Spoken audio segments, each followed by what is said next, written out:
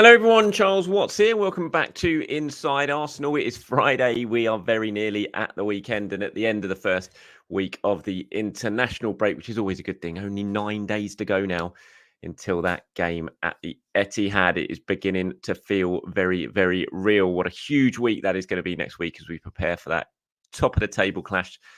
Some might say title decider, probably too early to label it that, but a huge, huge game only 9 days away. But there is, of course, plenty of international fixtures between now and then. Arsenal players involved for the first time in the international break last night. Kiwior, Alexander Zinchenko, Jorginho, plenty more involved tonight and tomorrow as well. So we'll go over a few of those things, round up a little bit of the international action so far in today's show. We'll talk about Bukayo Saka, injury concern over him after he dropped out of the England squad yesterday. So we'll talk about that. Got plenty of questions and comments from you guys as well, responding to what we've been speaking about over the last few days on this channel. But we'll start with the big news about Bukayo Saka that broke sort of yesterday evening. We knew that he hadn't trained on England's first day of their meetup. We were told that he was basically training inside, sort of following a routine that had been carefully managed up. And now we find out that he has left the England camp. As you can see, if you're watching on YouTube, statement came out at 6:15 p.m. on Thursday from England saying Bukayo Saka has left the England camp and returned to his club for continued rehabilitation. The Arsenal forward reported to St George's Park with an injury and has been unable to participate in training. No further replacements are planned as a 25-man England squad continue their preparation for the forthcoming internationals with Brazil and Belgium. So no Saka against Brazil tomorrow night or in the game against Belgium on Tuesday. As far as I'm aware, it's nothing to be overly concerned about. Look, it's obviously something to be concerned about because he's got an injury 9 days before Arsenal's huge game against City. But I'm told it's nothing serious. It's described to me as a slight muscle injury with Bukayo. That's all I know. It's all I've found out about it. A slight muscle injury is being described to me. But I was told that it's nothing really to worry about. So you would hope that this decision has been taken after some good conversation between Arsenal, Saka, England, all the medical staff. And I thought, England would be well aware of where Arsenal are in terms of their season, the huge games they've got coming up, both domestically and in Europe. And Gareth Southgate doesn't need to know anything else about Bukayo Saka. As big as these two games are against Brazil and Belgium, number 5 in the world and number 4 in the world, I think, they're big, high-profile fixtures for England. They are only friendlies to warm up for the Euros. And, Gareth Southgate knows everything he needs to know about Bukayo Saka. He's not going to learn anything new by him playing in these two games.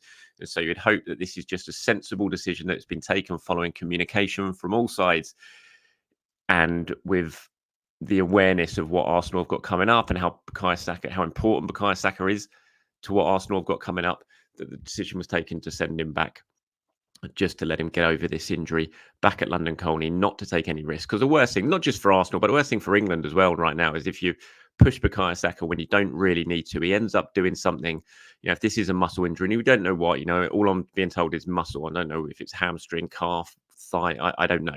But if it's, say, a hamstring, it's tight hamstring or a tight calf, the worst thing England could do was play him in one of these games. He pick up that injury. Not only does he miss crucial games for Arsenal in the title running, but then he also misses crucial game time to get him prepared for the Euros as well. And, if you're suddenly out for 2 months going into the Euros, then you're a major doubt for Gareth Southgate. And Saka is so important to them. You just think this is just a very sensible decision by all parties. So, if I hear anything more on Saka, then I will, of course, let you know. But for now, I'm just being told it's nothing too serious, nothing overly to worry about. And it is just a minor muscle injury. And that is why he has been sent back to I was going to say sent back to England, but sent back to London Colney. Right, moving on now. Arsenal were in action, or an Arsenal 11 were in action. It was basically an under-21s team plus Tomiyasu and Partey yesterday, and behind closed doors friendly against QPR. I thought a friendly would be set up during this break, behind closed doors game. I thought it'd be a stronger team, though. I genuinely thought we could see a pretty full strength Arsenal side, or as much as full strength as you can be while you're missing players for international duty. I thought Mikel would use this to really put quite a competitive fixture together. It hasn't happened, or it might happen this weekend. I don't know. But for now, Tomiyasu and Partey played in an under-21s game yesterday against QPR. QPR won 4-0. I think it was 1-0 at half-time, then scored 3 goals in the second half. Tomiyasu played for 45 minutes. Partey played for 62 minutes or 64 minutes. Sorry. Really valuable minutes for them, obviously, coming back from their injury layoffs. We've seen a little bit of Partey in the first team since he's returned. Nothing of Tomiyasu, so really good to see him get 45 minutes. Obviously, that was the plan at the start of the day, was for Tomi to get 45 minutes, Partey to get an hour. They've done that, and just view it as really valuable minutes for the pair of them as they start stepping up their sort of attempts to get back to full fitness ahead of the run-in. So good to see. They came through it unscathed, which is absolutely the most important thing. And I wouldn't be too worried about result. I've seen people honestly having a meltdown on social media about a result. I mean, look at that team. And it was against a strong QPR side by all accounts as well. And so basically a patched up 21s and 18s team combined with Tomiyasu and Partey lose.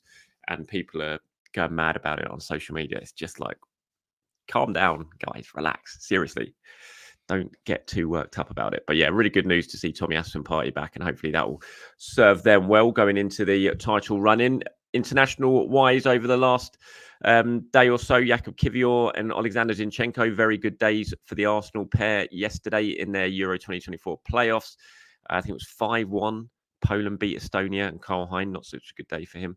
And Ukraine came from behind to beat Bosnia 2-1, I think. So both of them are through to the sort of playoff finals now, just one game away from booking their spot in the Euros. Kiwior and Poland play Wales, I believe. Wales had a really good win yesterday. And Ukraine, I've forgotten who Ukraine have got. I probably should have known about that. I did look it up and I've forgotten. Apologies. Let's see. Ukraine have got Iceland on Tuesday night, and that is a game that's going to be played in Poland. So really good days for both of those Arsenal pair. Jorginho also played yesterday. He came on as a second half substitute for Italy in their 2-1 win. More Arsenal players involved tonight. We've got Martin Odegaard playing against the Czechs. That's in Oslo, 5 p.m. kickoff. David Raya's playing for Spain against Colombia at West Ham at 8:30 p.m. tonight. And then tomorrow you've got Trossard playing for Belgium. You've got Declan Rice and Aaron Ramsdale for England against Brazil. And then you've got Saliba versus Havertz as France take on Germany in Lyon. So the international fixtures starting to pile up now. Fingers crossed everyone comes through them okay. And it certainly was a good sign yesterday that Kiwior and Zinchenko. And good. And when I say it's valuable minutes for Partey and Tomiyasu yesterday in that behind closed doors friendly, good valuable minutes for Zinchenko yesterday as well. Captain Ukraine to that win, went off in the second half.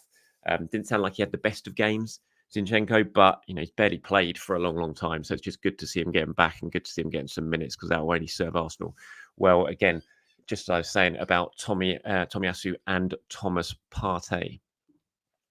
Right, moving on to some questions and comments now. Got quite a lot to discuss here. A lot of you getting in touch. This is in response to what I was talking about yesterday with Gyokeres. We looked at what some of the comments Gyokeres made in his press conference during the international break, talking about the interest from the likes of Arsenal, reported interest from the likes of Arsenal and other top clubs. And I was talking about Gyokeres yesterday, and you guys have been responding to it. Rhett Stevens says, I don't see Arsenal going for Gyokeres as the first option. I think it will be Osimhen as the first and Gyokeres could be second or third. But if we are spending this much money, 80 million plus on a striker, he has to be a player who has experience in the Champions League and multiple seasons playing at the top level. We cannot afford a slip up. Whichever striker we sign will have to be able to go toe-to-toe with Haaland or Nunez as a prolific goal scorer. Gyokeres to me sounds like a player with immense potential, but would be a huge gamble for how much money Sporting are currently asking. If he had 1-2 more seasons under his belt at Sporting, I'd be more convinced, but one breakout season is just not enough. George says, I think Gyokeres looks to have a really heavy touch, which he gets away with in Portuguese league. If you're going to be spending top money, you may as well spend it on a bit more and go for Osimhen, in my opinion. Arsenal OG says Gyokeres for 85 million or Osimhen for 110. I prefer Sesko for 43 million and 20 years old if based on form by Gyokeres for 17 million. So lots of you responded about the striker chat we were having yesterday. For at the top there, Rhett Stevens said they have to go toe-to-toe with Haaland as a prolific goal scorer. I don't really agree with that. I wouldn't really class Nunez in the same bracket as Haaland when you're talking about prolific goal scorer. I really like Darwin Nunez, by the way. I think he's a fantastic player. And I think he does have the attributes to potentially be a 30 goal a season striker. He just needs to sharpen up his finishing enough because he gets enough chances to score that amount of goals. But he's not on the same level as Haaland. And I don't think you really need someone to go toe-to-toe with Haaland anyway, because there's not really anyone who can do that. Haaland's the best striker in the world, in my opinion, along with Harry Kane. And Arsenal aren't going to stay on Harry Kane this summer. So I don't think you need someone to match Haaland. You just need someone to take Arsenal up a level a little bit and just be another option as a striker, a better option than Eddie Nketiah. No disrespect to Eddie, but just a better option. That's how you raise the level of the squad. So I'm not sure you need to necessarily compete with Haaland. And when you talk about Nunes, Nunes came in from Portugal, didn't he? Had a really good couple of time at Benfica before Liverpool made that move. That was big money. Came in, was a bit sketchy at first, but we're certainly starting to see the best of Nunes, even if he is still missing chances. And if Gyokeres came in and made the sort of impact that Nunes has done, then I'd be very, very happy. And I think Arsenal will be a much better team and squad for it. There's always that argument about Osimhen and Gyokeres. I like Osimhen, I really do. There was a time when I thought Osimhen was the guy, but the more I've seen of him, I'm not overly convinced that he's a guy, especially for that amount of money that Arsenal would spend. And a lot of you, I think, were getting a bit sort of confused by what I was saying about Gyokeres yesterday. Like Pradeep Tog says, hi Charles, I usually agree with your opinions in general, but I have to disagree with your take on Gyokeres and that Arsenal shouldn't buy him since he's untested in the PL. That way we won't be able to buy someone if our criteria should be young, should be tried and tested in PL, should be affordable, under 100 million. How many players satisfied all three? I wasn't saying that Arsenal shouldn't sign Gyokeres. If Arsenal sign Gyokeres, I'll be perfectly happy, and I'll absolutely trust the talent ID and the fact that Arteta and Eddie believe he is the guy and that they're willing to spend that amount of money on him. All I was saying was I kind of look at it as a bit of a risk because I just haven't seen enough of him to suggest he's going to be worth 85 million pounds. There's just not a huge enough sample size. But that's not saying I don't want him at all. If Arsenal do it, they pull the trigger and they get it done, I'll be perfectly happy. I'll be very excited about it because he does look like an exciting striker. All I was saying yesterday, I was trying to sort of balance my view on it a little bit. So I absolutely wasn't saying that they shouldn't sign him. No, if that's who they believe is going to take Arsenal to another level, then by all means sign him. I was just saying I would have reservations about it, but that's all it would be. It's just reservations. It's not saying don't do it. And Alan Najenga says, hi Charles and James, obviously replying to us on Inside Arsenal Extra Time, which went out yesterday. So as always, great content. I have a question. If I recall correctly, so many Gooners, Charles and I included, were excited about potentially signing Mudryk for 85 million. That would have been a huge risk coming from a weaker league in Ukraine than Portugal. How can we now say Gyokeres is too much of a risk? Similar sample size as Mudryk too. Admittedly, I haven't seen his performances, but I think both situations are very similar. Mind you, I'm so happy we got Trossard instead. I still think Mudryk will be a quality player. It's a really good point, and I was excited about signing Mudryk. And you're right. It's exactly the same thing.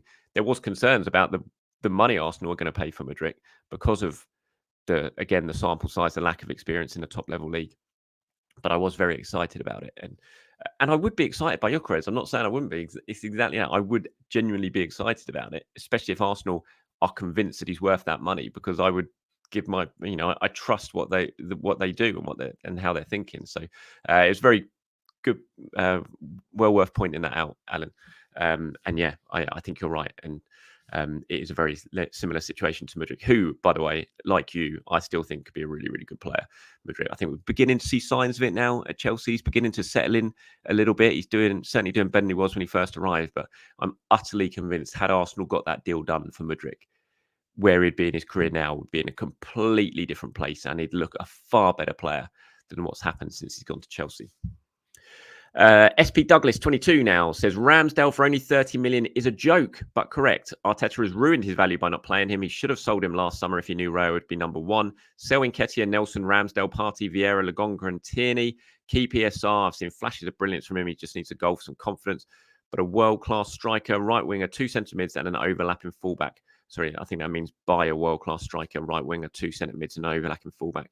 Frimpong could cover 2 positions if short on cash. Now, this is in response to what we were talking about yesterday and Inside Arsenal Extra Time. If you haven't seen it yet, myself and James sat down and we sort of focused a lot on what was going to happen on the summer, went through the squad, looked at some of the decisions that are facing Edu and Mikel Arteta, looking at who could go, who could potentially come in. And we were talking about Ramsdale, and we were talking about the sort of how much money some of the players who could potentially go could get. And I think we said sort of 30 million for Ramsdale, 20 million for ESR and who else? Eddie, Reece potentially.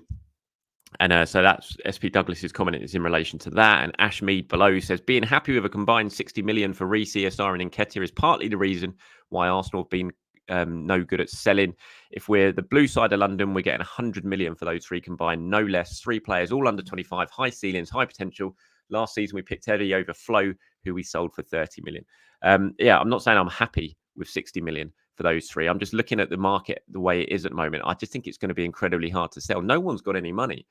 Even the clubs in the Premier League now, who you could kind of look at and think maybe they could afford it, suddenly everyone's under these PSR rules and are really worried about overstretching themselves and having a almost sell now just to sort of make sure they hit the guidelines. Clubs that you'd look at who you think, oh, they might be able to come in and sign an Eddie, or if Emil is going to leave, maybe he could go to a Newcastle or an Aston Villa. But both of those clubs look like they might have to sell players at the moment to get around the rules. And so are they really going to be able to suddenly put what we expect or want on the table? I don't know. I just think it's going to be a really hard summer for selling. And it's already incredibly difficult to sell if you're a Premier League club because of the money you demand, because of the wages these players are on. Unless you're selling to another Premier League club, it's incredibly difficult to get a deal done now because there's no money across Europe apart from a few clubs.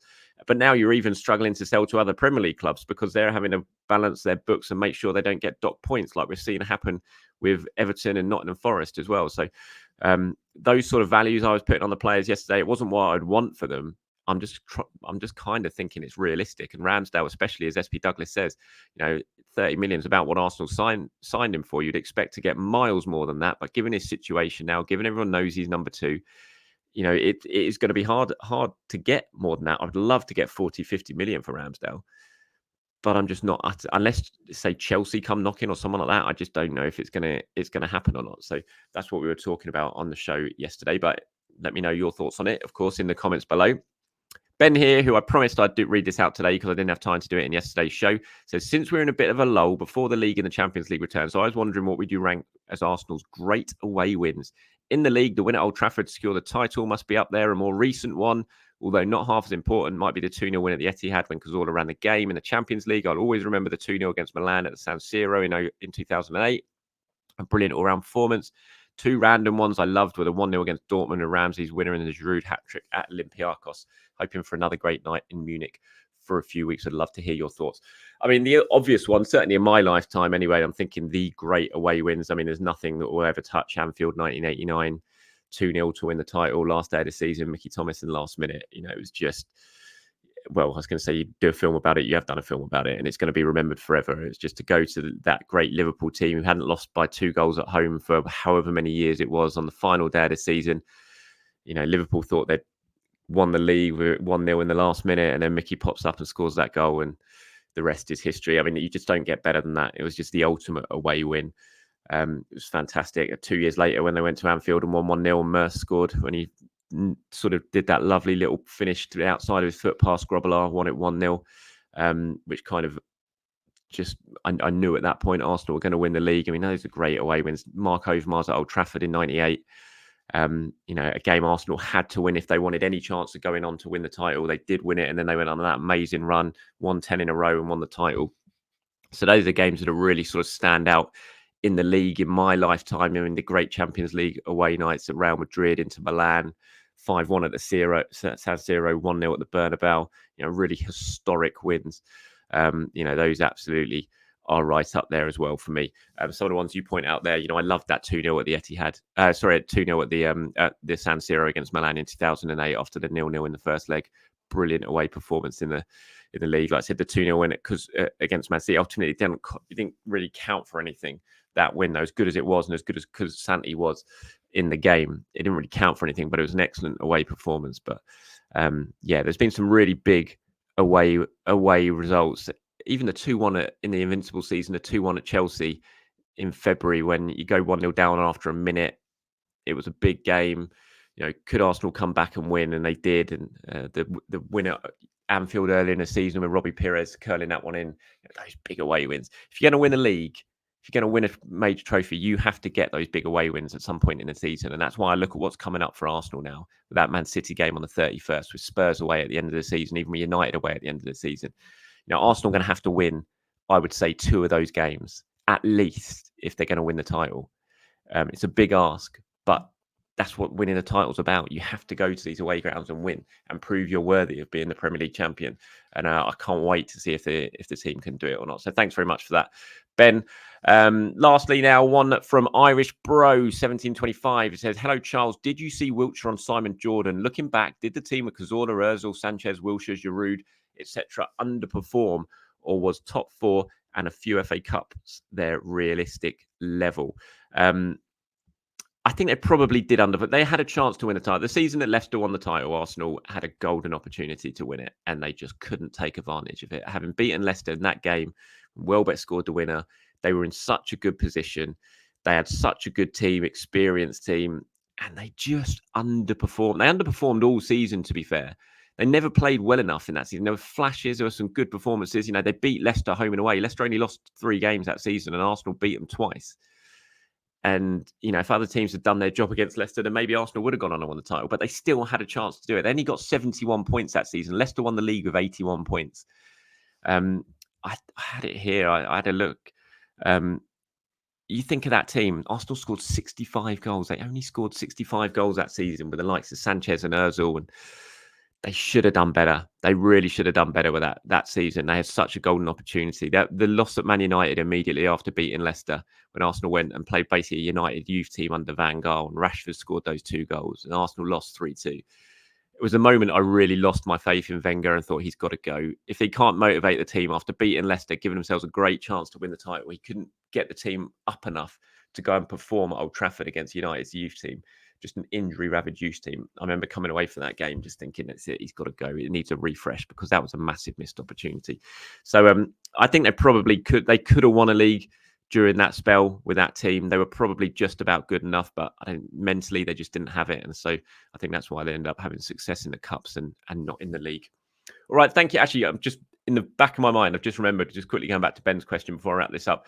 One of my favourite away wins, not so much because of who they were playing and how tough it was, but the winning against Valencia in the semi-final of the Europa League under Unai Emery, when Aubameyang scored that hat-trick and Lacazette scored, and the Mestalla, just one of my favourite away games, favourite away wins. The noise, the Mestalla, I just loved the Mestalla. The atmosphere in there was incredible.